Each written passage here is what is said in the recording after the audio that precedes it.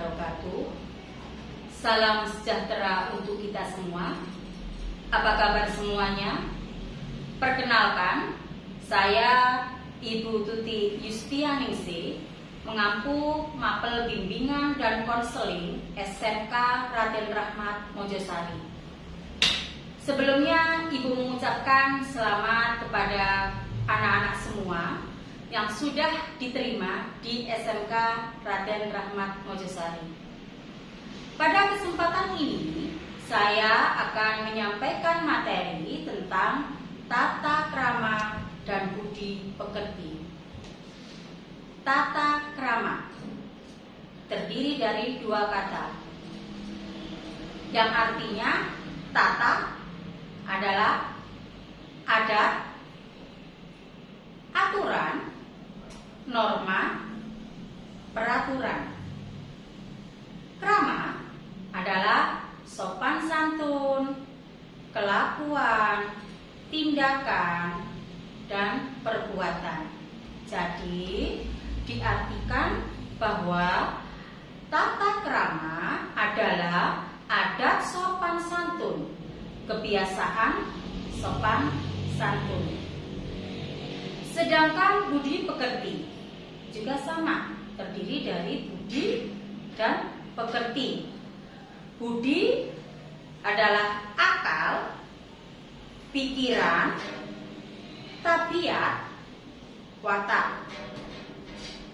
Pekerti adalah moral, etika, akhlak, sopan santun. Jadi, budi pekerti berarti watak moral atau akhlak seseorang. Budi pekerti mempunyai makna yang relatif sama dengan tata krama. Wujud dari tata krama ada tiga. Yang pertama, tata krama di rumah atau keluarga. Yang kedua, tata krama di masyarakat. Yang ketiga yang akan kita fokuskan yaitu tata krama di sekolah. Tujuannya untuk apa tata krama di sekolah? Tujuannya agar siswa dapat bersikap dan berperilaku sesuai dengan aturan dan norma yang berlaku. Maka dari itu, di setiap sekolah ada yang namanya tata tertib. Dengan adanya tata tertib sekolah, maka siswa akan memiliki sikap dan perilaku yang bisa menumbuhkan kedisiplinan. Jika siswa sudah ada rasa kedisiplinannya, maka proses belajar mengajar akan berjalan lancar dan bisa dipastikan akan tercipta keharmonisan dan kerukunan antar warga sekolah.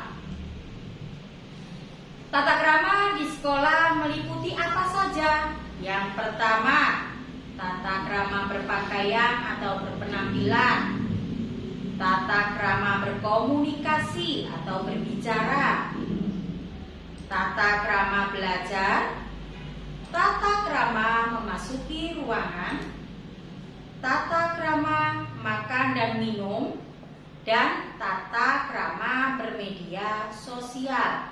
Kita bahas satu persatu tentang tata krama berpakaian atau berpenampilan.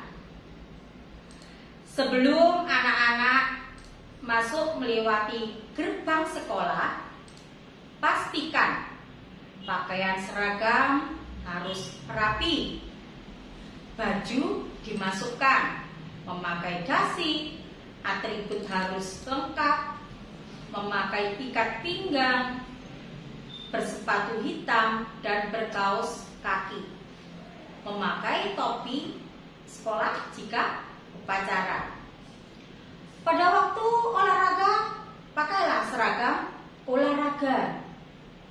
Kemudian rambut tidak boleh panjang dan tidak berwarna atau dicat bagi siswa laki-laki.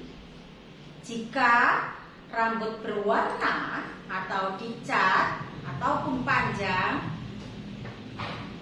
kalian nanti kena tim kedisiplinan.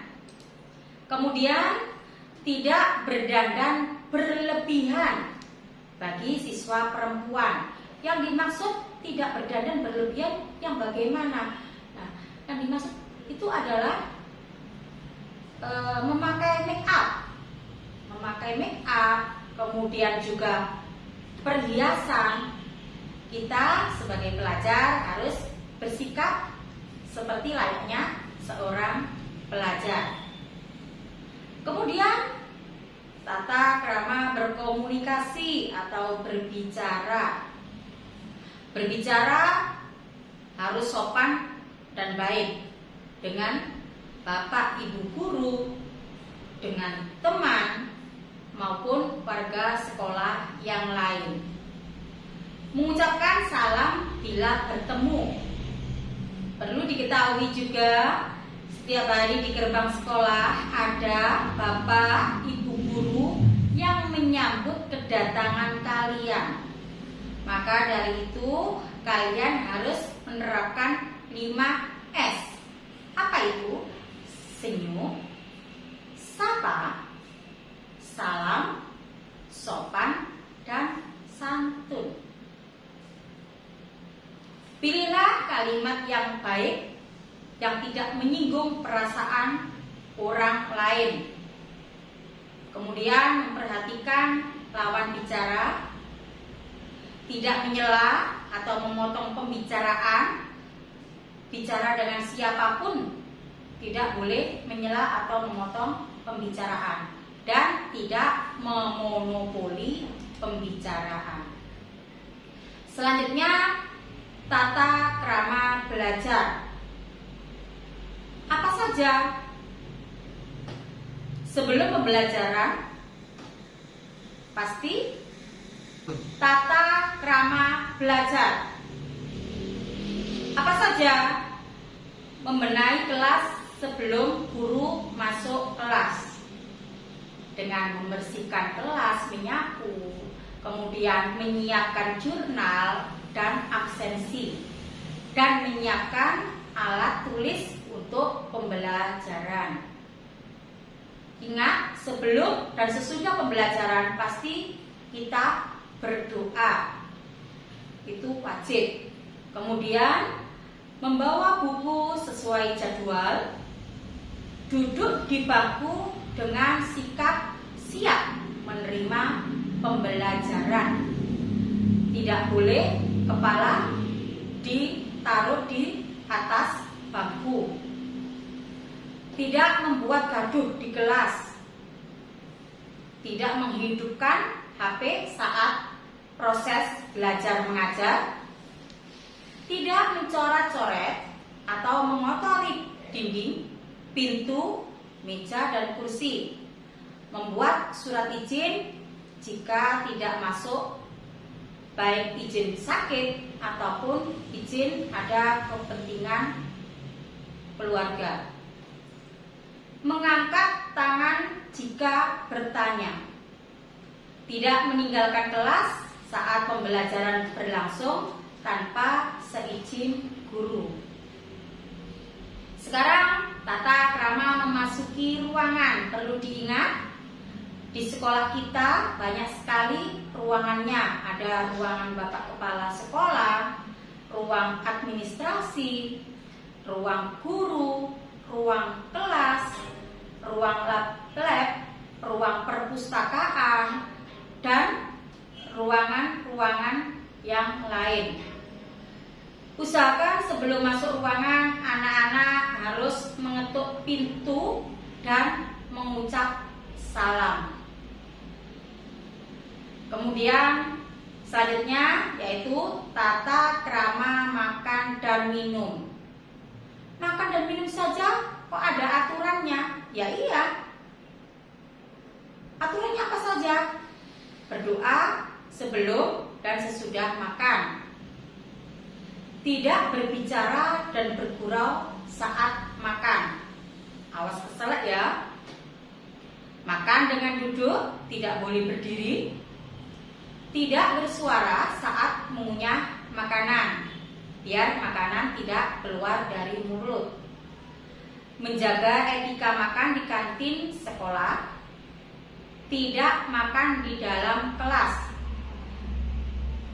Tidak boleh membawa makanan ataupun minuman ke dalam kelas. Karena sering ditemukan waktu razia di kolong meja banyak ditemukan sampah plastiknya. Ingat, kebersihan sebagian dari iman. Yang terakhir yaitu tata krama bermedia sosial. Hendaknya dengan menggunakan bahasa yang sopan. Karena sekarang pembelajaran daring, kalau belum jelas silahkan tanya dengan menggunakan kata-kata yang sopan. Mengucapkan salam, menyebutkan nama, kelas, dan keperluannya apa. Kemudian menghindari penyebaran sara, pornografi, dan aksi kekerasan. Jangan terlalu mengumbar informasi pribadi. Setiap saat pasti ada yang namanya razia HP di semua kelas oleh tim kedisiplinan. Jika ditemukan entah kata-kata dari WA, foto yang tidak pantas, atau video yang tidak seharusnya dilihat oleh seorang pelajar, maka bisa dipastikan orang tua akan diundang ke sekolah. Ternyata banyak sekali ya tata krama dan tata tertib yang harus diterapkan di sekolah. Ya, seakan-akan kalian dipaksa. Tapi tidak apa-apa, walaupun kalian melaksanakan dengan terpaksa. Kami yakin anak-anak akan terbiasa, yang akhirnya sudah dipastikan kalian akan bisa. Diingat, dipaksa, terpaksa, akan terbiasa, dan bisa. Gaul boleh, up to date, oke. Ikut perkembangan zaman, ayo. Tapi ingat, tata krama, sopan santun, beretika jangan sampai hilang. Sebagai pelajar, bersikaplah seperti layaknya seorang pelajar.